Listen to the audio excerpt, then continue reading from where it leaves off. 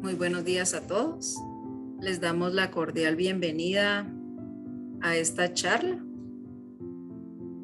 Y el día de hoy pues tenemos el tema de la arquitectura biofílica como parte de una estrategia de Healthy Buildings. Muchas gracias a todos por estar presentes. Ya tenemos al conferencista conectado, le damos la cordial bienvenida y los voy a dejar en este momento con el ingeniero Luis Álvarez, quien va a dar unas palabras también de bienvenida. Gusto de saludarles a todos y sean nuevamente bienvenidos. Gracias, Rosy. Buenos días a todos. Realmente, continuando con nuestra serie de charlas, tenemos hoy un tema muy interesante, la arquitectura biofílica, que tal vez muchos de nosotros no hemos escuchado mucho del tema, pero es un tema que ya está trascendiendo y creo que es de vital importancia que lo conozcamos, sobre todo en el enfoque que hemos tenido de nuestras charlas, que es el enfoque de la sostenibilidad. Quiero agradecer, primero que todo, en nombre de la Comisión Intersectorial de la Construcción, a, a la Universidad del Valle y al arquitecto Giulio Pierattini por estar presentes en este día y haber apoyado esta charla. Entonces, en nombre del Instituto del Cemento y del Concreto de Guatemala, de la Universidad del Valle de Guatemala y de la Comisión Intersectorial de Construcción del CONCIT, les damos a todos la más cordial bienvenida. Voy a dejar con ustedes al arquitecto Roberto Godo, quien nos hará la presentación de nuestro conferencista del día de hoy. Adelante, Roberto. Sí, muchas gracias, Luis. Buenos días a todos. Nos acompaña hoy Julio. Julio Nemos es un arquitecto que se graduó de arquitectura en Chile, es chileno.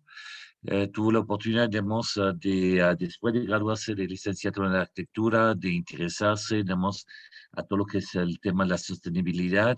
Tiene además de su licenciatura una maestría en diseño y en construcción sustentable de la misma Universidad del Desarrollo de Santiago del Chile. A una edad muy temprana en su carrera profesional se interesó a todo lo que es, las herramientas informáticas 3D, se interesó, la plataforma de Autodesk, pero más que todo, tuvo un interés muy particular, hacia la otra plataforma, que es la plataforma de Graphisoft, y, se graduó de Manager de Graphisoft. El arquitecto tuvo la oportunidad de diseñar y supervisar obras tanto en Guatemala como en Chile, por ejemplo, como en los Estados Unidos. El Guatemala reside en Guatemala, ya que su corazón es guatemalteco, se casó con una guatemalteca. Tuvo la oportunidad de cursar también en la docencia. Conocí al arquitecto hace varios años atrás y, hace 2 años atrás lo recluté, en la del Valle, por 3 razones principalmente. Primero, por este acercamiento que hemos hecho en el Departamento de Ingeniería Civil para acercar realmente la arquitectura a la ingeniería civil. En total, creo que tenemos como 6 arquitectos trabajando en el Departamento de Ingeniería Civil. Es muy importante para mí que nuestros alumnos de ingeniería civil conozcan cómo los arquitectos están trabajando. El segundo punto que me atrajo mucho en su currículum es el tema de la sostenibilidad. Tuve la oportunidad de tener cursos especializados, con Howard en los Estados Unidos, relacionado con todo lo que es el bienestar, el confort, en edificaciones, y esto abarca también el tema de la arquitectura biofílica, y como mencionó a Luis, no es un tema muy conocido en Guatemala, pero es un tema que va, debe ser implementado más y más en las construcciones en Guatemala. El otro tema que me interesa es el tema de la sostenibilidad y finalmente el tema de dominar una herramienta que es la herramienta que es la competencia de Autodesk. Y como universidad nosotros no podemos quedarnos atrás a estudiar y a enseñar a los alumnos una sola plataforma. Nosotros enseñamos estas 2 plataformas del Valle. El arquitecto es alguien muy muy comprometido con la educación, muy comprometido con los alumnos, por lo que demos a los alumnos del arquitecto que muy probablemente se ha conectado con nosotros, y quiero dar las palabras a Julio. Julio, muchas gracias por estar con nosotros. Muchas gracias a ustedes, gracias por sus palabras, ingeniero Go, muchas gracias también por la invitación al ingeniero Álvarez. Para mí es un gusto, llevo ya 11 años aquí en Guatemala, y me da gusto también de que podamos transmitir conocimientos que finalmente van a ser más grandes al lugar que tanto queremos, que es este país hermoso, ¿verdad?, como es Guatemala. Voy aquí a poner la presentación. Vamos a ver si funciona esto.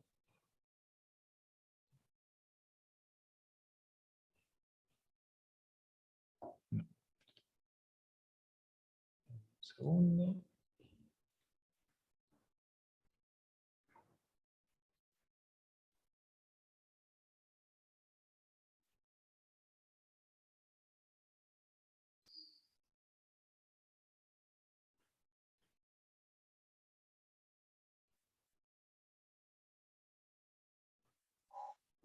Ahí está.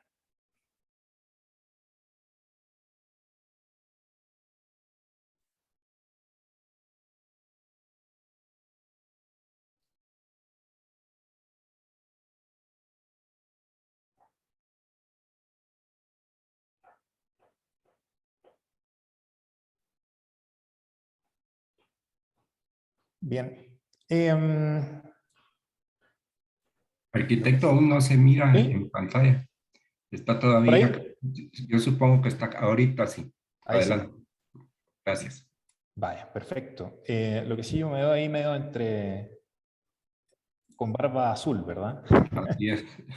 Bueno, vamos a ver qué pasa. Bueno, primero, un poquitito de comentarles quiénes somos, ¿verdad? En mi caso, junto a Irene, que también es docente, ella es docente de la Universidad Francisco Marroquín. Tal vez voy a sacar esto y lo vamos a poner mejor como una presentación directa, porque sí se veía algo raro.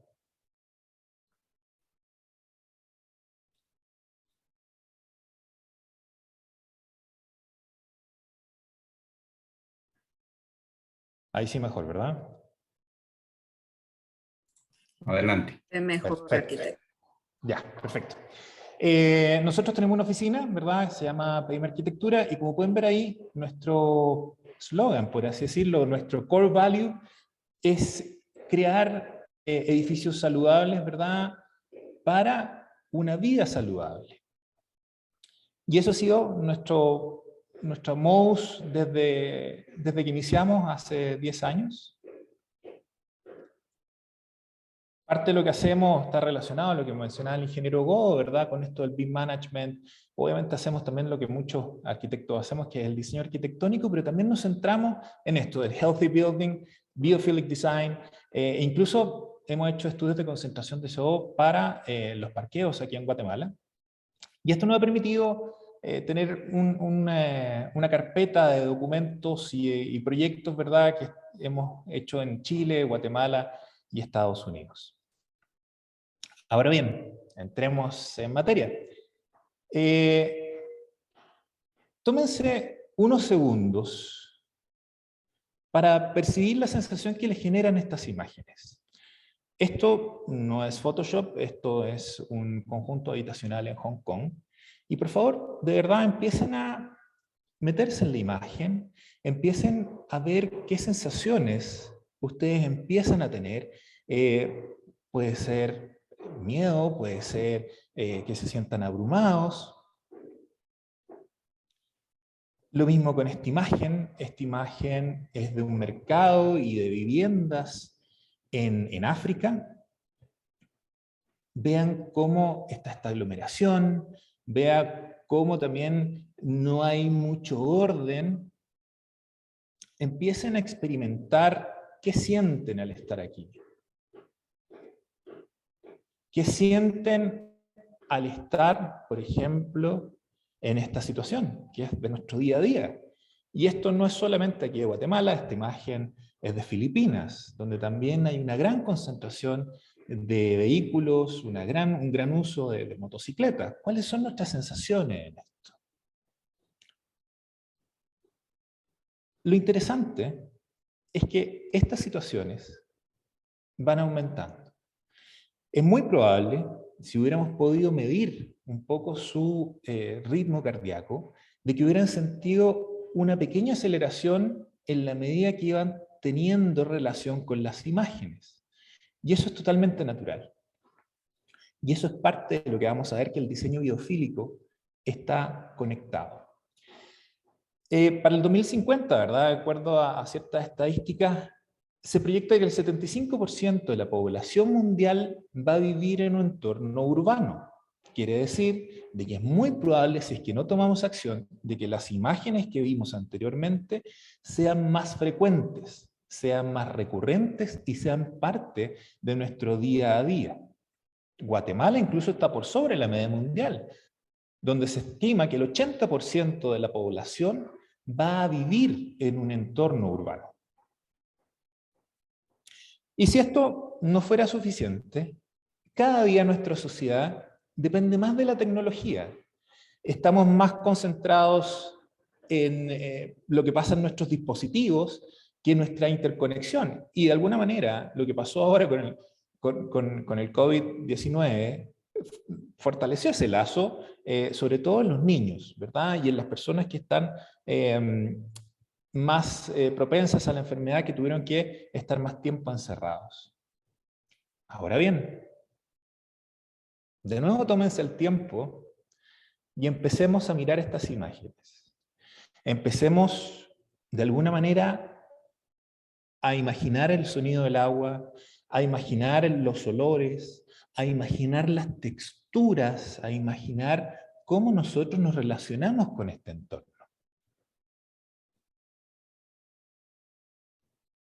Cómo también no solamente estamos en ese entorno inmediato, sino que la vastedad que se abre ante nosotros nos asombra, nos da paz, genera una proyección en nuestra vida. Muchas veces también tendemos a generar, por ejemplo, en los escaladores, cuando llegan a la cima de la montaña, está este momento interior de meditación y de profunda conciencia del cuerpo en el mundo. Y esto no tenemos necesidad de ir muy lejos, ¿verdad? Este para mí es uno de los paisajes más lindos que puede haber en Guatemala, que es el lago de Atitlán, perdón. Y si ahora, después de que se metieron en estas imágenes, su ritmo cardíaco probablemente, si lo hubiéramos medido, si en las otras subió, en este bajó. Y ese es el efecto de la naturaleza en nosotros. Ese efecto de la naturaleza se ha definido como biofilia. Y es la inclinación humana, y perdonen que lea, inherente a relacionarse con la naturaleza. Este concepto se introduce en el año 1964 por un psicólogo, se llama Erich Fromm, y se hace ampliamente popularizado por el biólogo norteamericano Edward Wilson, quien en 1984 publica su libro precisamente Biofilia. ¿Por qué esta imagen? Porque resulta, esta es una imagen de mi hija, resulta que es tan inherente esta relación que si nosotros cuando les preguntamos a un niño que dibuje un lugar feliz, donde él es feliz, el 95% de los niños se dibuja en un entorno natural. Y eso refuerza el concepto de biofilia. Ahora bien, el diseño biofílico, y como vimos recientemente, reduce el estrés, potencia la creatividad, genera varias situaciones en nuestro cuerpo que son favorables para las distintas actividades que nosotros realizamos, no solamente aquellas que de alguna manera están relacionadas a la meditación, sino que a nuestro día a día. Y algo importantísimo del diseño biofílico está en el fomento de la biodiversidad. Y esto es importantísimo porque la naturaleza humana, en esta conexión con la naturaleza que hemos tenido durante toda nuestra evolución, los últimos 250 años hemos tratado cada vez de separarnos de la naturaleza, no sentirnos parte de ella, sino que sentirnos dominadores de la naturaleza. Nuestros edificios, ya no importa que sean vidriados en un lugar tropical, porque hemos colocado aires acondicionados, ¿verdad? Con el consecuente gasto energético que eso signifique. Y estamos constantemente en esa lucha de imponernos sobre la naturaleza, en vez de entender de que somos parte de la naturaleza, nosotros somos parte de esa biodiversidad. Efectos también del diseño biofílico, está la reducción del calor, ¿verdad? No es necesario, como mencionaba recientemente, el aire acondicionado, sino que a través de sistemas pasivos, a través de vegetación, nosotros podemos controlar el calor, podemos filtrar material particulado que viene desde el exterior, podemos de alguna manera también reducir la contaminación acústica y sobre todo algo que está pasando y que bueno que la Municipalidad de Guatemala ya lo está haciendo, es el mapeo del efecto isla de los edificios. Esto quiere decir esa concentración que genera el edificio, sobre todo en su techo, por extraer la masa verde y suplantarla por cemento, que empieza a acumular calor durante el día y finalmente en la noche lo irradia. Este efecto isla está generando de que las ciudades se calienten cada vez más. El diseño biofílico ha clasificado en patrones la forma en la cual nosotros vamos a hacer el acercamiento a ella. Tenemos patrones de naturaleza en el espacio, tenemos patrones análogos de naturaleza y patrones de la naturaleza del espacio. ¿Sí? Es distinta a la primera, y ya vamos a ver por qué. Estos tres grandes grupos de patrones se dividen en 14 patrones menores. ¿Cuáles son estos patrones? Primero, en la naturaleza del espacio, vamos a tener la conexión visual con la naturaleza. Esa conexión que nosotros basta simplemente por mirar a través de la ventana, o como en las casas, por ejemplo, tenemos estos espacios de transición que nos llevan de alguna manera hacia un espacio exterior con el espacio interior y se unen entre ambos.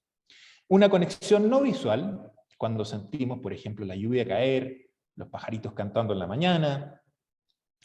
Estímulos sensoriales, que también están ligados a eso. Por ejemplo, ¿cuántos de ustedes han caminado descalzos sobre la grama? ¿O cuántos de ustedes han caminado sobre las hojas secas? Eso es un efecto sensorial. La variabilidad térmica y el flujo de aire que también está relacionado a esta sensación de estar vivos. Si nosotros siempre nos mantenemos en una situación donde, por ejemplo, en una oficina tenemos una temperatura de 21 grados, que es el estándar para estos climas, eventualmente pudiéramos sentir sueño. Pudiéramos no tener variaciones durante el día y nuestro cuerpo se va a sentir cansado. Este estímulo de la variabilidad térmica permite también despertar al cuerpo. Por otro lado, la presencia de agua, no solamente aquella de la lluvia, sino que también el efecto visual que tiene el agua sobre nosotros, el efecto visual que tiene el mar, por ejemplo, en relajarnos, esta situación, ¿verdad?, en donde nuestra conexión también a través de la brisa, a través de la humedad, de que nos genera esta presencia del agua. La luz dinámica difusa. ¿Cómo la luz, a través de la luz, yo puedo impactar el ritmo circadiano del cuerpo humano? ¿Cómo también puedo generar de que se produzca mayor cantidad de serotonina, ¿verdad?, ante los cambios de luz, para que mi cuerpo esté alerta, y ante la ausencia de él, producir melatonina, ¿verdad? Y obviamente también vamos a tener conexión con los sistemas naturales. Por ejemplo, lo que pasa aquí no es tan visible como por ejemplo pasa en Chile con el cambio de las estaciones, pero sí tenemos también hoja caduca, hoja que cambia de color. Empezamos a vivir, ¿verdad?, todo el sistema natural ante nuestros ojos. Algo que se me olvidó comentarle en relación a la luz dinámica difusa. Es importante este concepto también, son conceptos de diseño, para nosotros adaptarnos al ambiente sobre el cual estamos trabajando, ¿verdad? Es distinto, por ejemplo, el impacto visual que vamos a tener en una biblioteca, es distinto al impacto visual que vamos a tener en una iglesia, es distinto al impacto visual que vamos a tener en una sala de clases, ¿sí? Cada uno de estos impactos visuales está relacionado también a la actividad que nosotros estamos llevando a cabo dentro de este espacio. Y todos estos patrones se van relacionando entre sí, no son uno separado del otro, ni tampoco es separado de la manera en que nosotros nos relacionamos con la arquitectura. Por otra parte, vamos a tener los patrones que son análogos a la naturaleza, ¿verdad? Esta situación biomórfica, ¿verdad?, de cómo nosotros de alguna manera reinterpretamos los patrones de la naturaleza, reinterpretamos ese ritmo de la naturaleza, cómo se entrelazan las hojas, cómo se entrelazan las ramas, etcétera, ¿verdad? Un poco Gaudí llevó eso al extremo. Conexión con los materiales de la naturaleza, obviamente la relación, por ejemplo, que tenemos con la madera, con los materiales nobles, principalmente, madera, cemento, el ladrillo, generan en nosotros una sensación de bienestar, ¿sí? La complejidad y orden están relacionados, a su vez, también con este sistema que a veces pareciera caótico en la naturaleza, pero tiene un orden, tiene un sentido, ¿verdad? Tiene también esa complejidad de poder entender un recorrido, por ejemplo, y eso lo trasladamos a la arquitectura. Por último, los patrones de la naturaleza en el espacio. Se habla de prospect, todos estos términos en general están en inglés, entonces la manera en cómo nosotros lo podemos traducir está en una proyección visual. Una proyección visual que nos indica que el ser humano siente tranquilidad al tener una proyección visual entre 6 a 30 metros despejados, ¿sí? ¿Por qué? Porque está relacionado también a un tema de seguridad. Está relacionado a un tema de yo poder ver lo que está más allá, poder ver lo que se avecina. Y si nos remontamos hacia atrás, pasa de que nuestros antepasados también necesitaban ver cuando venía la lluvia, necesitaban ver cuando venían los animales a acecharnos, necesitaban ver cuando venían los enemigos. Es parte inherente de nuestro ADN adquirido durante toda esta evolución del hombre. El refugio, el misterio, ¿verdad? En cuanto al refugio, el hombre siempre ha buscado desde la época de las cavernas buscar ese refugio. Es parte inherente de nuestra existencia. El misterio, ¿quién cuando niño no se quiso perder en un bosque? Porque es parte también de nuestra situación normal.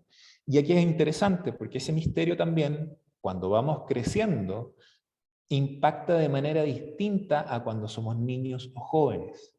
El misterio en el adulto genera ansiedad, ¿sí? Pero una ansiedad en un carácter más negativo. En cambio, el misterio en el niño genera curiosidad, ¿sí? Y por último, el riesgo y el peligro, que también están asociados a este tema de la proyección, de poder ver y subsistir.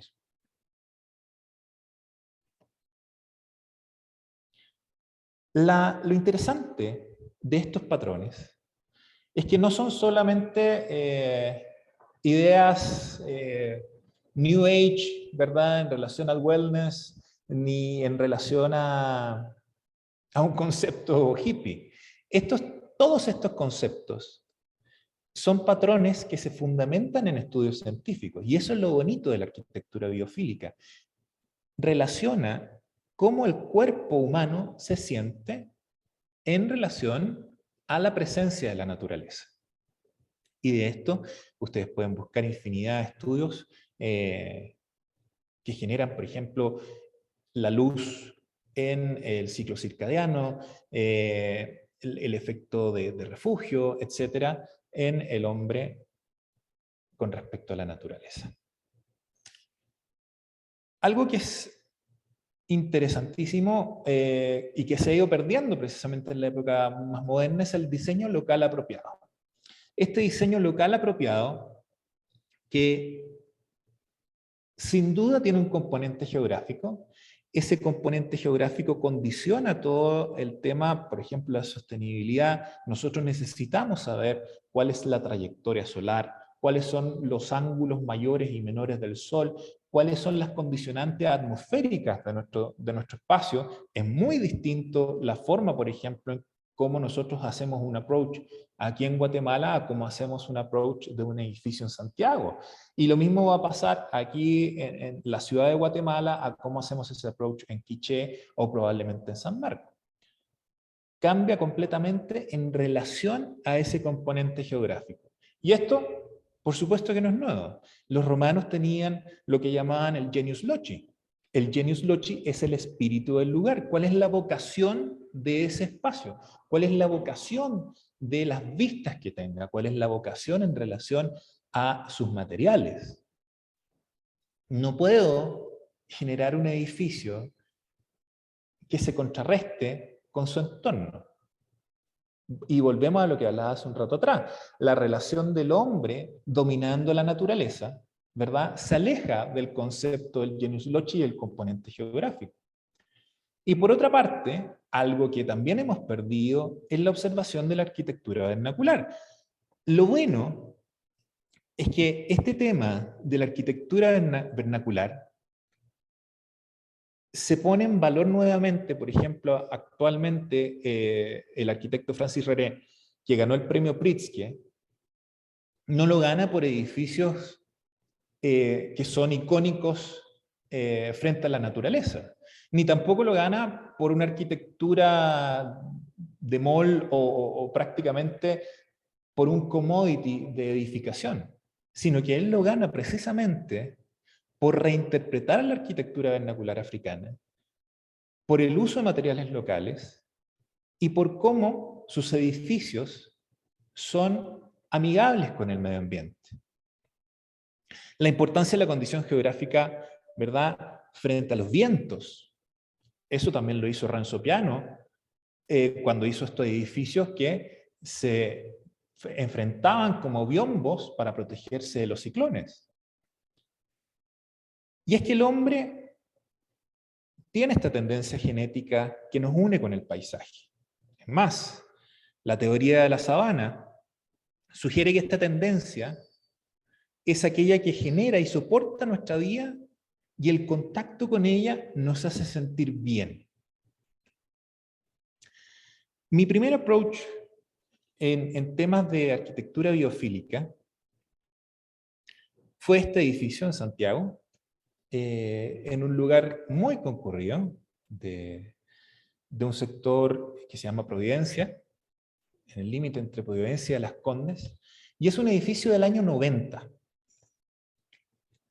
Todavía previo a la tendencia de LEED. LEED empieza en el año 93. Este edificio efectivamente es de 1990.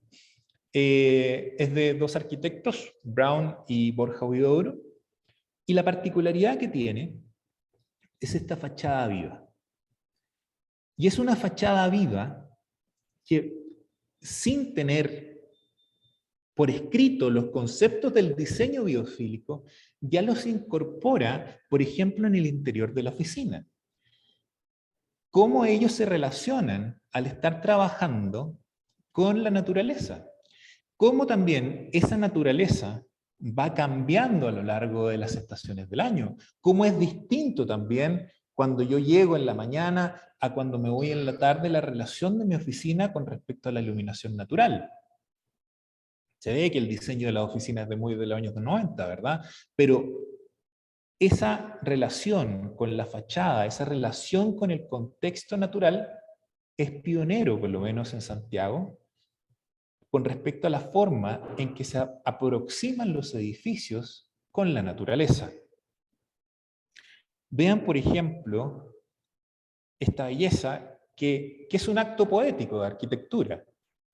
Cómo el edificio se relaciona con su contexto a partir de la manifestación de las estaciones del año en su fachada. Como a mano izquierda, por ejemplo, tenemos el otoño, al centro el invierno y primavera-verano hacia nuestra derecha.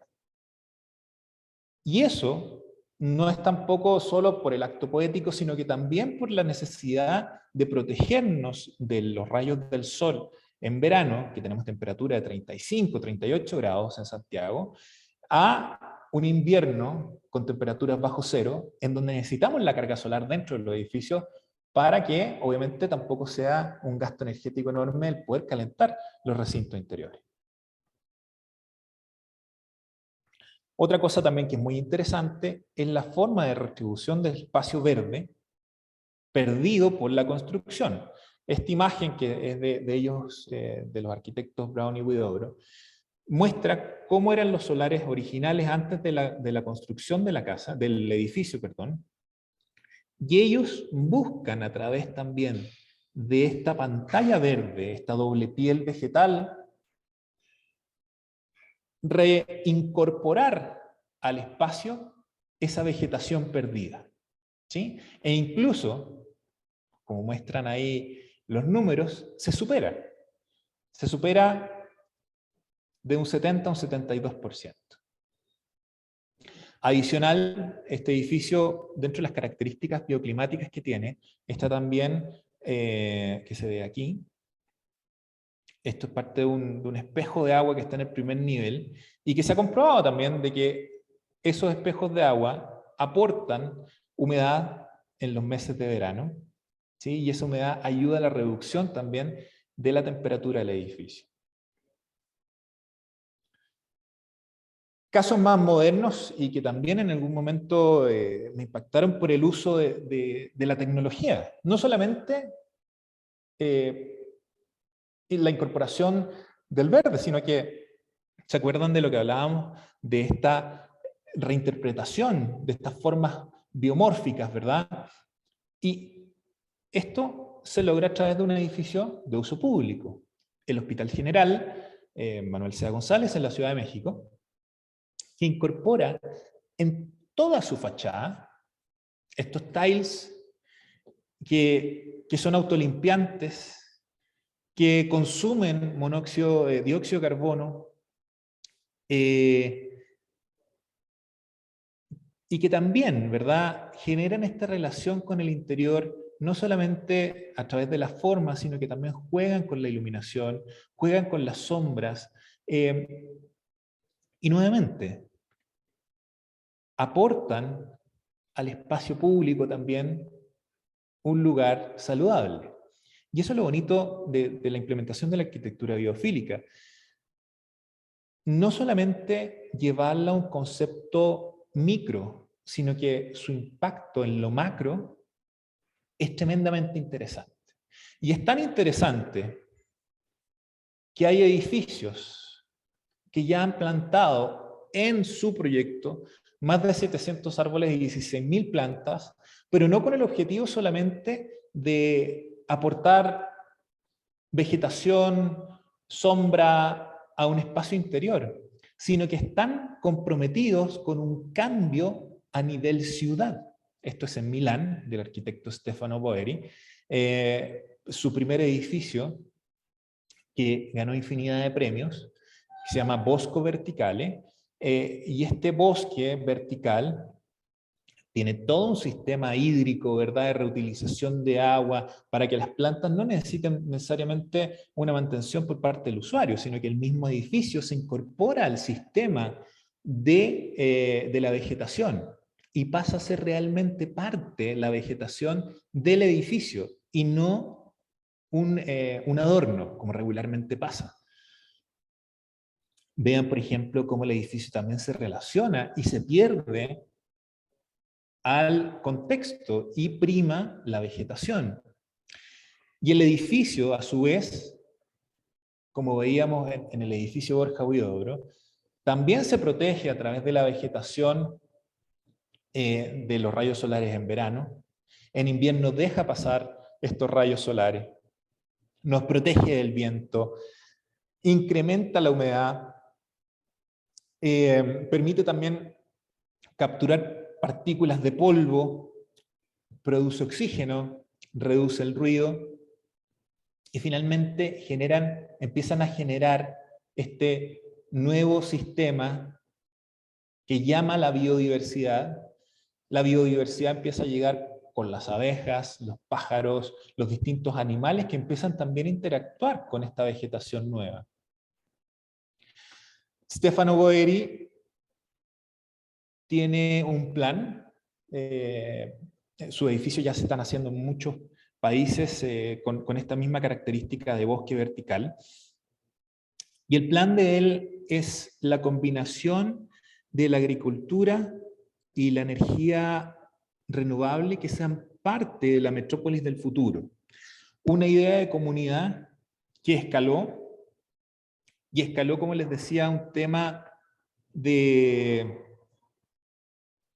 ciudad en Milán, precisamente, donde a partir del año 2000, el 94% de los edificios están cubiertos de vidrio y aluminio.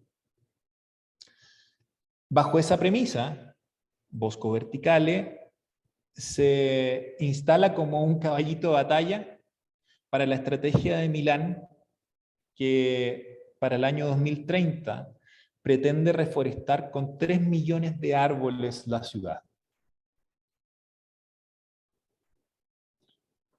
El caso más emblemático como ciudad es Singapur. Singapur identificó en primera instancia, hace casi 60 años, que la naturaleza del país era una ventaja competitiva para atraer inversión. Entonces, a partir de ello, crearon un eslogan, por así decirlo también, que era Ciudad Jardín. Poco a poco se dieron cuenta de que el beneficio que traía no era solo económico, sino que también para quienes viven en Singapur. Y empezaron a generar una biodiversidad que sentían que habían perdido. Y la empezaron a recuperar. Y sintieron entonces que ya no eran una ciudad jardín, sino que eran una ciudad en un jardín. Y lo interesante es que no se han quedado conformes con eso, y a lo que apuntan ahora es ser una ciudad en un bosque. Lo que vemos de fondo es el aeropuerto de Singapur, donde se genera este domo, ¿verdad?, de biodiversidad que recibe a las personas y que las recibe con el core value de Singapur. Somos un lugar que respeta la vegetación, somos una ciudad en un jardín. Y no solo lo llevan a un tema visual para el turista, sino que, como les decía, lo viven. Y ellos entendieron el poder de la naturaleza también para sanar.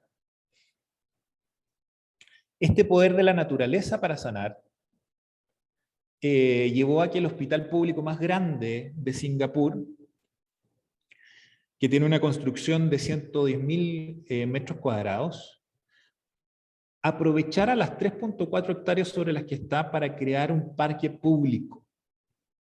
Un parque público que permitiera apoyar a la naturaleza en la sanación de las personas, a través de la conexión que tiene la gente con la naturaleza. Y lo interesante es que a través de los estudios pudieron comprobar de que lo que en algún momento pensaron que era solamente una estrategia sostenible para incorporar la vegetación dentro de los espacios públicos, finalmente resultó que, como ven en pantalla, aumentó en un 8.5 la sanación de los pacientes. La luz natural pudieron ver de que reducía el dolor en los pacientes. se reduce también la cantidad de medicamentos que necesitaban para el dolor estos pacientes, y con ello obviamente una reducción en costos. Y por último, algo que no es menor, también disminuyen el estrés de los visitantes. ¿Cuántas veces no nos ha pasado que las personas que van a visitar a un ser que está en esta condición en el hospital, quienes visitan tienen un alto nivel de estrés? Y si el espacio que está acompañando el lugar no favorece nuestro poder relajarnos, obviamente vamos a tener un sistema bastante más complejo referente a nuestra situación en ese lugar. Contrario a lo que está pasando en muchas partes del mundo, lamentablemente en Guatemala se han perdido más de 10 veces la ciudad de Guatemala del bosque maduro y natural, esto principalmente en el área del Petén. ¿Cuál es la diferencia de perder este tipo de bosque? Es que perdemos la biodiversidad. Se pierde esa biodiversidad de años que se ha ido generando por dar espacio a nuevos edificios, al cultivo en extensión o a la crianza de ganado. En Madrid, por ejemplo, se está con la intención de crear el Bosque Metropolitano en Madrid. Un bosque de 75 kilómetros, ¿sí?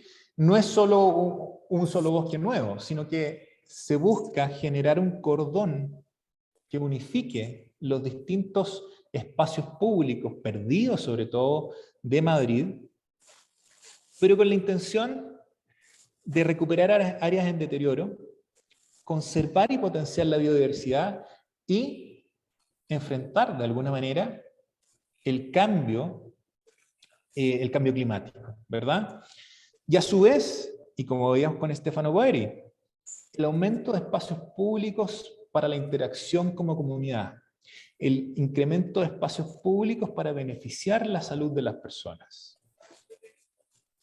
Y esto se viene haciendo en varios lugares. Esto que ven acá es Chicago. Chicago tiene este Lorry Garden, que está dentro del Millennium Park. El Lorry Garden son 10.000 metros cuadrados que se relacionan, ¿verdad?, con la ciudad, generando este pulmón verde. A la par de esto está el lago Michigan, y es una vegetación que también nos lleva a esas instancias de poder vivenciar la biodiversidad, poder vivenciar las distintas estaciones del año, poder vivenciar cómo el aire afecta también nuestra sensación al recorrer estos espacios. Por otra parte, esto es en Portland, se llama Tanner Springs, se recupera un manto freático, un manto acuífero que estaba perdido.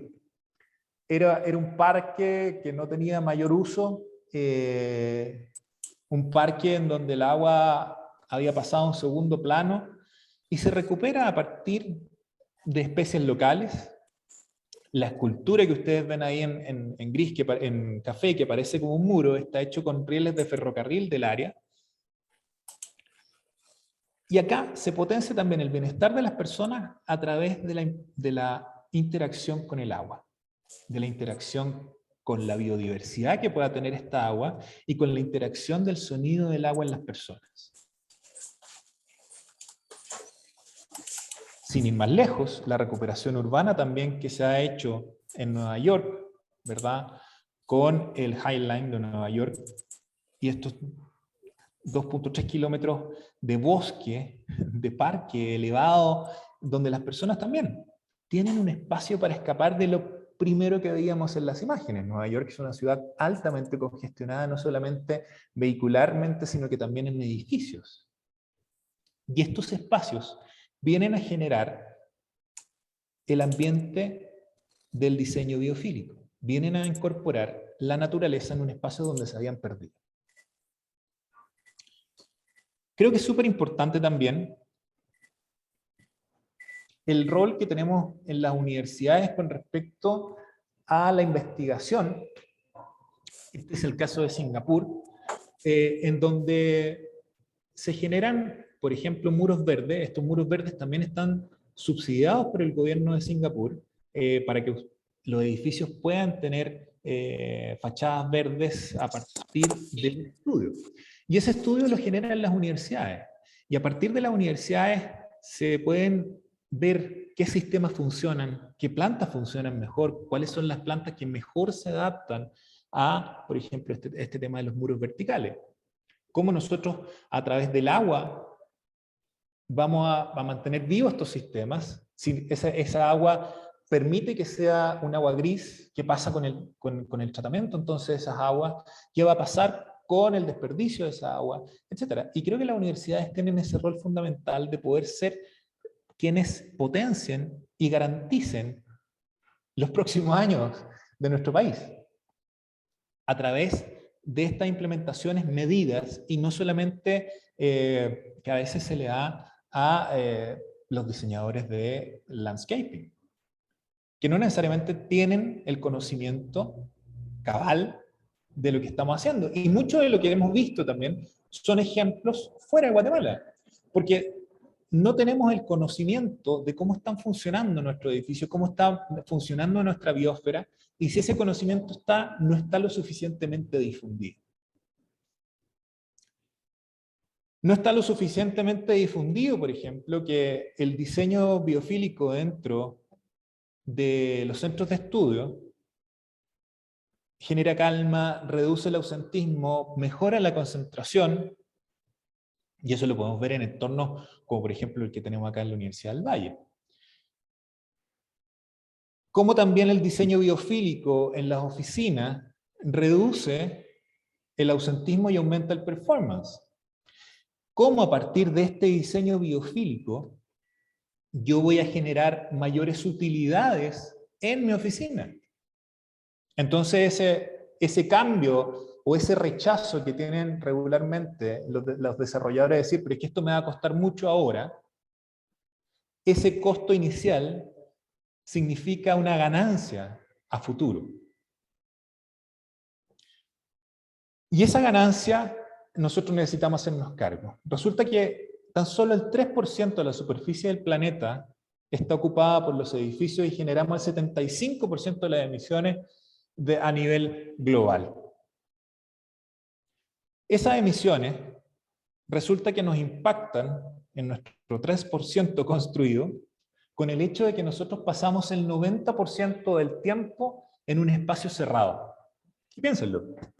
Salimos de nuestra casa, nos subimos al auto. Del auto, llegamos a la oficina. De la oficina, si es que salimos a comer, vamos a un restaurante o algunos van a un mall. Después, vuelvo a subirme al auto, me voy al gimnasio, otro lugar cerrado, para llegar de nuevo a mi casa. Para mí, que tengo ya 40 años, he pasado 36 años de mi vida en lugares cerrados. Y creo que nunca hasta ahora me había preguntado cómo es la calidad de los espacios cerrados en los que estoy. ¿Qué tan saludables son? Y es aquí donde entra el tema de Healthy Buildings. Healthy Buildings está promocionado de alguna manera por Harvard y se potenció durante la pandemia el concepto de Healthy Buildings porque ya se había visto, sobre todo a través de los sistemas de aire acondicionado del edificio en Estados Unidos, del síndrome del edificio enfermo, el sick building. Y se empezaron a dar cuenta de que el 35% del aire de un apartamento, del que respiramos dentro de un apartamento, proviene del vecino. Entonces, si nosotros como arquitectos, como desarrolladores y como usuarios no estamos conscientes de eso, por ejemplo, mucha gente que decía, no sé cómo me enfermé o cómo me dio COVID en esta época si yo estuve siempre en mi apartamento. Bueno, resulta que el 35% de su aire viene del vecino. Y su vecino probablemente no se cuidó tanto como usted. Y aquí viene el tema de Healthy Building. Healthy Building engloba 9 conceptos sobre los cuales nosotros debemos trabajar. Uno de ellos es ventilación de los espacios, la calidad del aire de los espacios, Yo no sé si ustedes alguna vez han buscado métricas de la calidad del aire en Guatemala. Yo las que he encontrado para mis estudios las he hecho a través de la Embajada de Estados Unidos, que tiene mediciones constantes de la calidad del aire en Guatemala de acceso público. La salud termal, que regularmente nosotros en certificación LEED o en otro tipo de certificaciones se habla como confort termal, ellos lo hablan dentro de Healthy Buildings como salud termal, porque no podemos pretender de que todas las personas tengamos una misma capacidad de respuesta frente a la temperatura. Caso práctico y real que me pasó a mí, estábamos con mi esposa en Buenos Aires, yo vengo de un clima frío, ella de un clima templado, yo quería y sentía calor, quería el aire acondicionado en 19, y ella con 19 sentía frío, horrible, y lo quería en 22. Optamos mejor por salir a caminar, ¿verdad? La humedad, ¿cómo controlamos la humedad? Y volvemos de nuevo a ese concepto de condición geográfica. Esa humedad es distinta aquí en Guatemala que en Santiago, es distinta en Miami, es distinta en Chicago. Como también a partir de este diseño, nosotros vamos a controlar el polvo y las plagas. Debemos incorporar también la seguridad de protección, entendida, por ejemplo, como estos campos visuales que hablábamos del diseño biofílico. La calidad del agua. Resulta que en la calidad del agua influye mucho el factor del pH del agua. Y ese pH regularmente no lo estamos midiendo. No medimos tampoco el ruido, regularmente. A mí sí me tocó en un edificio que hicimos en zona 16 generar distintos estudios de impacto referente al ruido porque el edificio estaba sobre el bulevar. Entonces, ¿cómo nosotros a través de la arquitectura podemos mitigar ese impacto? Y por último, la iluminación y vistas. Todo esto, así como el diseño biofílico está avalado por estudios, la gracia que nosotros incorporemos la metodología de Healthy Buildings nos invita al uso también de tecnología. Hoy en día, tener un data logger dentro de un espacio, por ejemplo, en las universidades también, volviendo al tema de que pudiéramos ser los entes sobre los cuales se generan los estudios, si nosotros tuviéramos un data logger en nuestras salas de clase para medir las diferencias de temperatura, para medir también cuál es la calidad del aire que estamos respirando, pudiéramos eventualmente generar modificaciones que vayan en favor de las personas y usuarios de los espacios. Tanto como existe la certificación LEED, desde el año 2014, 2016, comienzan a aparecer instancias que certifican los edificios y los evalúan en temas de diseño biofílico. Tenemos la certificación WELL, la CDC Fitwel y el Living Building Challenge. Lo interesante es que estas tres certificaciones miden de manera cuantitativa el diseño biofílico. La primera, que es WELL, la mide a través de la incorporación de la naturaleza y patrones, los patrones biofílicos, en el diseño, y cómo las personas interactúan con este diseño biofílico y cómo interactúan con la naturaleza circundante si es que lo hubiera. La clasificación Fitwel, por otra parte, nos habla de patrones biofílicos que promueven el bienestar. ¿Cómo nosotros, a través de este diseño biofílico, vamos a generar, por ejemplo, a través de la luz indirecta, a través de las vistas, a través de las sombras, este bienestar en los usuarios? Y por último, el que me parece súper interesante es el Living Building Challenge, que pide al equipo dedicar tiempo para el estudio de los patrones que se van a implementar. Esto es parte de la metodología. Y una vez que se ocupa este tiempo, este día en el diseño, obviamente se lleve a ejecución, pero que el equipo de diseño sea garante de que el diseño se mantenga, este diseño biofílico, los patrones seleccionados se mantengan durante la construcción y que también lleguen a un fin, o sea, sean cumplidos al entregarse a el usuario final. Por ejemplo, a nosotros nos pasó, si hubiéramos aplicado al Living Building Challenge en un edificio que hicimos en la zona 4, hubiéramos aplicado muy bien. El edificio tiene casi un 60% de su superficie, que era una superficie de 750 metros cuadrados. El 50% de su superficie nosotros le hicimos en losas ajardinadas, en un green roof, y el restante lo hicimos también en muros verticales verdes. Cuando nosotros entregamos el diseño, todo bien, se empieza a construir el edificio, y en el ínterin el desarrollador decide por términos propios hacer cambios al edificio, en donde redujo, ¿verdad?, nuestra incorporación biofílica al diseño por temas económicos, pero que finalmente van a traer un detrimento en la manera en que las personas van a interactuar, y eso nos hubiera hecho perder, por ejemplo, este Living Building Challenge. Para terminar, creo que es importante en esta exposición bastante amplia, tal vez, del diseño biofílico, pero entender que el diseño biofílico y los edificios saludables es más que tendencia que tenemos hoy, es una responsabilidad para nosotros que estamos en el rubro de la construcción. Y es una responsabilidad para vivir mejor hoy y sobre todo para que nuestros hijos y las generaciones que vengan tengan un país mejor, un país que es altamente vulnerable al cambio climático y que la gente no se ha dado cuenta de la real magnitud de esa vulnerabilidad.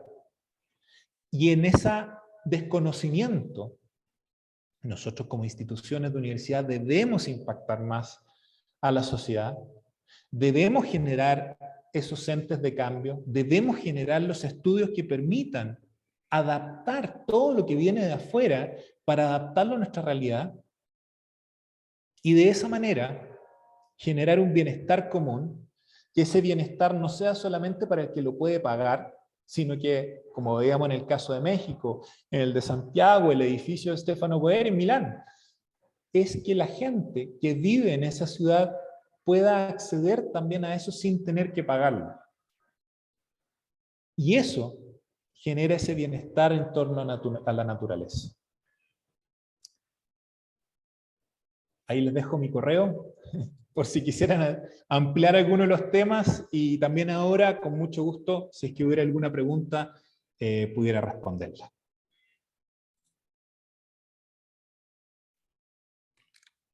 Muchas gracias, arquitecto Piratini. Realmente un tema muy interesante, que como les decía yo al principio, no todos tenemos conocimiento. Creo que nos deja muy claro la importancia realmente de la naturaleza y tomarla en cuenta desde el diseño. Realmente uno de los puntos que a mí me parece importante es que todo esto debe ser considerado desde el diseño inicial en el caso de las edificaciones. Y en el caso de las ciudades, creo que mucho también debe de estar incidido por los planes de ordenamiento territorial. No sé cómo lo mira usted. Totalmente. El diseño inicial, por supuesto, va a ser, al igual que en cualquier estrategia sostenible, nos va a permitir reducir costos. Por ejemplo, en el tema de reutilización de agua, es mucho mejor tenerlo desde el momento del diseño e incorporarlo en el diseño inicial a un edificio que ya está construido, ¿verdad? El costo, efectivamente, en ese caso, va a ser de que sea una estrategia poco viable. Y en el tema, por ejemplo, lo que pasa en el ordenamiento territorial, creo que es donde mayor impacto estas estrategias van a tener. El Departamento de Ordenamiento Territorial de la Municipalidad ya tiene, de alguna manera, conceptos de biofilia, que me parece genial, me parece súper bien también de que estén mapeando el efecto isla dentro de la ciudad, que de alguna manera, a través del POD, podamos identificar vías de mayor y menor congestión. aquí en Guatemala, para poder también apuntar a esas estrategias. Esas estrategias que, como vimos, en el caso de Singapur, les permite ser un polo de referencia para el futuro. Hoy en día, y como pasó por ejemplo en los años 90, las personas que buscaban su edificio con certificación LEED, porque querían ser parte de ese cambio, hoy en día cada vez se suman más personas a ese tema, y en la medida en que una ciudad se involucre, esa ciudad también va a tener enormes beneficios, sobre todo de inversionistas extranjeros que quieran apoyar y que estén dentro de esa causa, y que resulta hoy ya de los millennials y los centennials, quienes estamos, me incluyo porque somos del 80 para adelante, estamos comprometidos con esto. Realmente queremos un cambio, queremos esa conexión con la ciudad, queremos esa conexión con la naturaleza. Y esas personas son las que son las que vienen, ¿verdad? Son las que eventualmente van a generar nuevos trabajos, y si la ciudad está preparada y tiene ese diálogo, ¿verdad? Esa relación de decir, mi valor principal es similar al tuyo, yo voy a estar ahí, ¿verdad? Entonces creo que es súper importante lo que usted menciona de poder incorporarlo también en los planes de ordenamiento territorial. Pues muchas gracias. No sé si alguno de los panelistas tiene algún comentario o alguna pregunta para el arquitecto para ampliar el tema.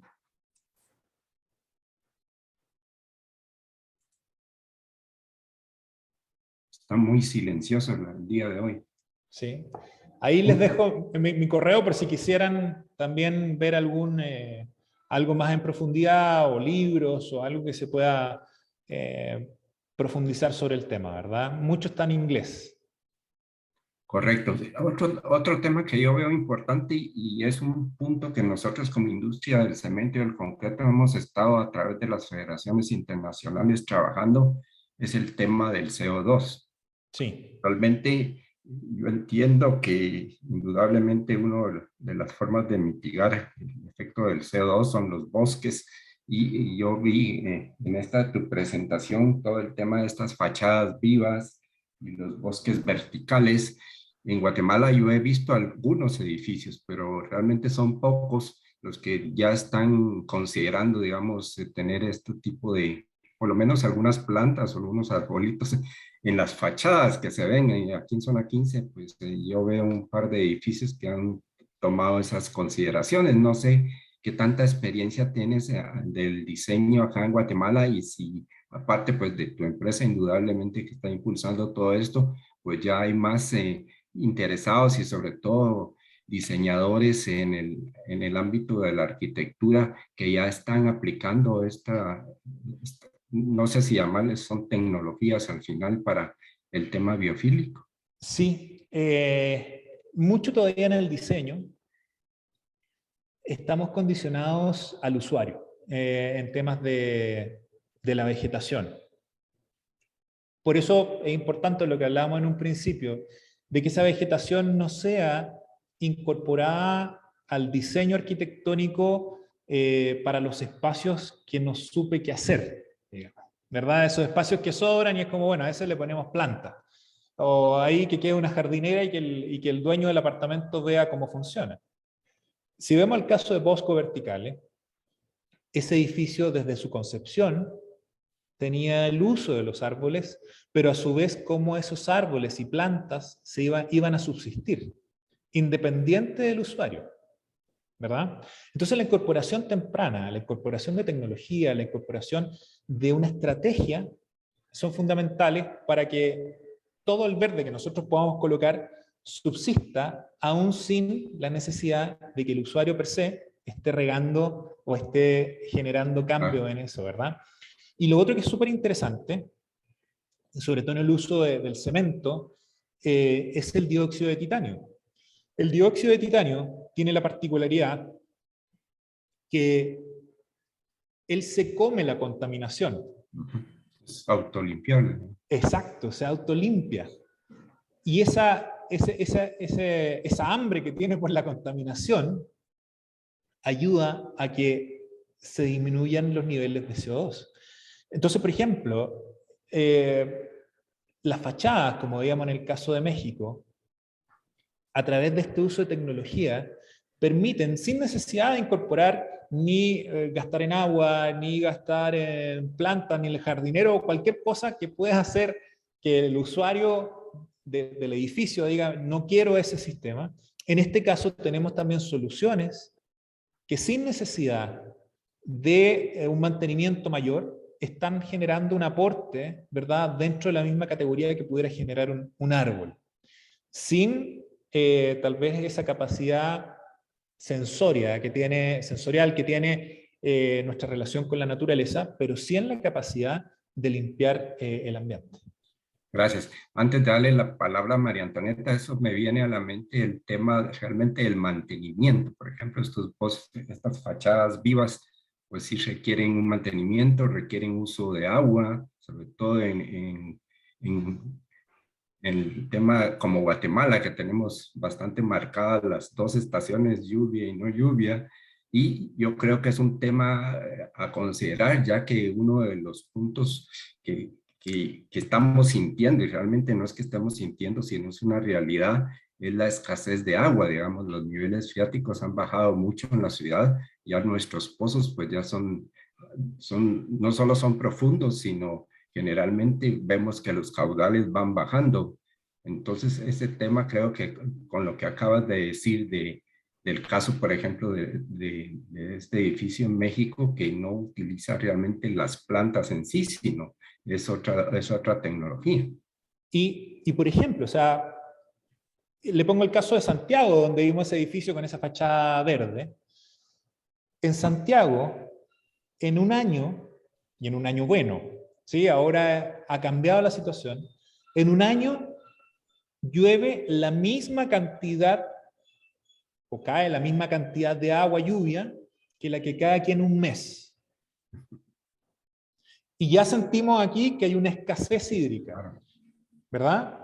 Entonces, si ya sentimos esa escasez, con la abundancia de agua que tenemos hoy, debemos preocuparnos por la calidad de esa agua y debemos preocuparnos de cómo estamos recolectando esa agua.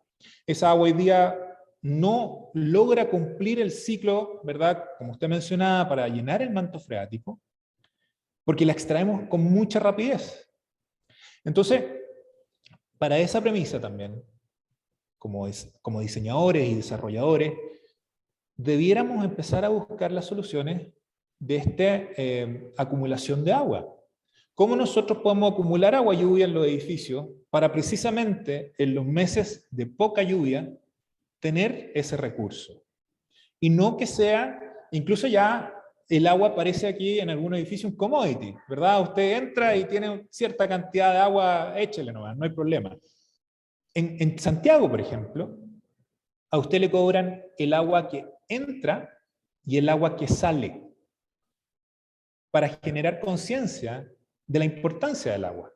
En la medida que a nosotros nos cuestan las cosas, que son gratis, sentimos que van a estar ahí para siempre, y si no están, bueno, veremos cómo se solucionan.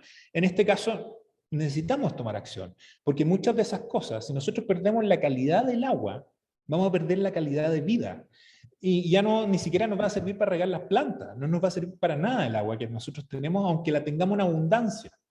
Y eso es lo peligroso del desconocimiento del cambio climático que tenemos en Guatemala, de que la abundancia nos hace creer de que no va a faltar. La abundancia de verde nos hace creer de que no importa que yo corte un árbol porque al lado tengo otro.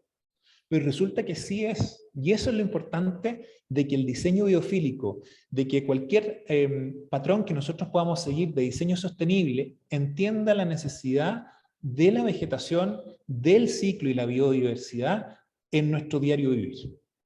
Definitivo. Ahora sí, María Antonieta, si te cedo la palabra. Muchas gracias al arquitecto Pieratini, que felicidades por su ponencia, muy interesante el tema, y en mi caso creo que sí me deja con inquietudes para aplicar en la academia y a nivel también personal. Yo tenía una pregunta, arquitecto.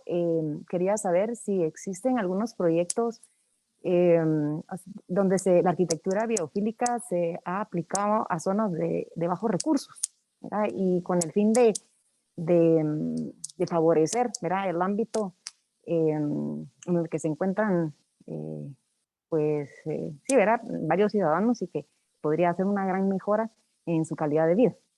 Totalmente. 6 de cada 10 guatemaltecos, 6 de cada 10, viven en una pobreza multidimensional. Es una pobreza no solamente entendida en términos económicos, sino que también en acceso a educación, acceso a comida, etc. Y esas personas, precisamente, viven en condiciones poco saludables, viven en condiciones de hacinamiento, y en donde el diseño biofílico, por lo menos aquí en Guatemala, no ha llegado ni impactado de una manera consciente. En Chile, y de hecho en mi tesis para la maestría, hablamos precisamente del tema de la reutilización de agua lluvia. Y resulta que lo planteamos para que se generaran parques públicos en zonas de bajos recursos. ¿Por qué?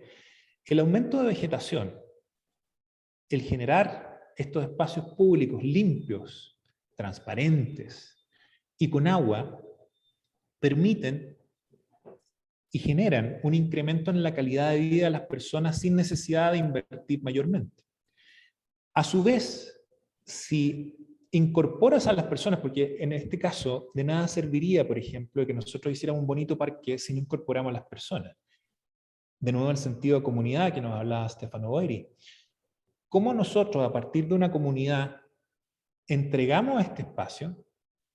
Ese espacio ellos también lo generan, ese espacio ellos también lo cuidan, ese espacio genera ese bienestar, ese espacio se nutre de agua que ellos mismos usan, porque era con aguas grises, y empieza una mejor condición de vida. Ese tipo de proyectos son los que hoy no veo en Guatemala, son los que considero más factibles de realizar. El problema que tenemos en Guatemala es con el sistema de drenajes. Hay un sistema de drenaje paupérrimo, donde no tenemos separación muy buena, por no decir nula, de las aguas servidas con respecto de las aguas lluvias. Entonces, eso pudiera generar de alguna manera algún inconveniente, pero creo que una forma de aproximarse a las comunidades más pobres es una forma también de que no sea solamente aquí local, de la ciudad de Guatemala, sino que también llevarlo a otros municipios que necesitan tanto como aquí en Guatemala, ese tema de la biodiversidad incorporada en su vida para una mejor relación con el entorno, una mejor relación. Incluso hay estudios que nos indican que baja el índice de violencia intrafamiliar y el índice de violencia también en el núcleo, ¿verdad?, del conjunto habitacional con la incorporación de estos espacios verdes. Entonces, como una estrategia también de planeamiento territorial o una estrategia, por ejemplo, a nivel de gobierno, de querer mejorar la condición de violencia de las personas, está también este tipo de proyectos, que sería súper interesante tener a alguien como usted, María Antonieta, que los pudiera llevar adelante, ¿verdad? Gracias, es gente interesante, gracias por su respuesta. Otro tema, y creo que es importante, y creo que también con nosotros como industria de cemento y concreto hemos estado avanzando también en ciertos tipos de concreto que favorecen muchos de estos puntos que tocaste. Por ejemplo, no sé qué opinas de los concretos permeables. Fabuloso. En la medida que nosotros generamos una carretera, esa carretera no es permeable actualmente. Obviamente necesitamos también reconocer dónde vamos a aplicar ese tipo de concreto. Claro. Necesitamos obviamente conocer el tipo de suelo, etcétera, pero son una medida muy buena para, sobre todo, reducir el impacto que tienen las vías, ¿verdad?, los estacionamientos. Incluso en Europa lo que se está buscando es de reducir esos espacios de parqueo para reincorporarlos a una vía peatonal. Holanda, por ejemplo, tiene sanciones muy altas, y no sanciones, sino que impuestos muy altos para el uso, y lo mismo pasa en Londres, para el uso del vehículo en el casco urbano, para favorecer la movilidad a través de bicicleta, que obviamente no necesitan una calle de 7 metros, sino que necesitan espacios mucho más reducidos, y quitar, por ejemplo, todo el tema de los parqueos para incorporarlo de nuevo con vegetación. Bajo esa premisa, yo me acuerdo haber participado también en Chile en, se llamaba Parking Day. Entonces, ¿nosotros qué hacíamos? Pagábamos el parquímetro del día completo para colocar un área verde en ese parqueo. Y eso lo hacíamos todos los distintos estudiantes de arquitectura de la universidad allá en Santiago. Y era entretenido porque se iban recorriendo, se iban haciendo circuitos de cómo nosotros en ese espacio, de esos 12.5 metros cuadrados, generábamos un espacio que en ese momento no sabíamos que era de alguna manera un diseño biofílico que impactaba de manera saludable a las personas. Y veíamos cómo esa inversión que hicimos con el parqueo, con colocar estos tepes de grama, lo que fuera, la gente lo empieza a usar. Y eso era lo más bonito. Ya no lo estaba usando un auto, lo estaba usando una persona que salía de la oficina, estaba usando la instalación que habían hecho los alumnos de arquitectura. Y eso a lo largo de Santiago. Eso también son políticas súper interesantes de desarrollar a nivel urbano y que de alguna manera están relacionadas también con el uso, por ejemplo, de estos concretos permeables, que son súper interesantes. Pues muchas gracias, arquitecto. Realmente tuvimos una charla súper interesante y que nos deja muchos, ahí sí que mucho por hacer, diría yo. Realmente se le abre uno la mente y comienza a maquinar qué tantas cosas se pueden hacer con estos temas, ¿verdad? Así que muchas gracias por su presentación y sin más, pues yo les agradezco a todos los participantes haber estado el día de hoy con nosotros y será hasta una próxima oportunidad. Buen día para todos. Muchas gracias. Que tengan buen día. Adiós.